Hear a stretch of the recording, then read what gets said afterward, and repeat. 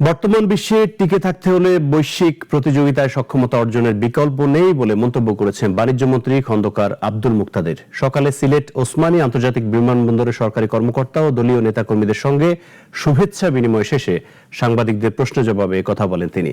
বাণিজ্যমন্ত্রী বলেন, আগামী 5 বছরের প্রতিটি দিন কাজে লাগিয়ে বাংলাদেশকে বৈশ্বিক অবস্থানে এগিয়ে নিতে কাজ করবে সরকার।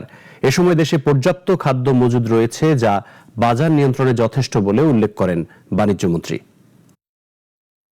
আমার ম্যানিফেস্টোতে যা আছে আগামী 5 বছরে তার অক্ষরে অক্ষরে বাস্তবায়ন করার চেষ্টা করব ইনশাল্লাহ।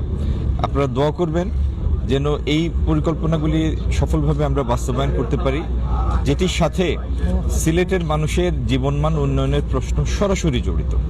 আমরা এখানে কর্মসংস্থান সৃষ্টি করতে চাই, আইটি সংশ্লিষ্ট বিভিন্ন পেশার প্রসার ঘটাতে চাই, এআই সেন্টার তৈরি করতে চাই।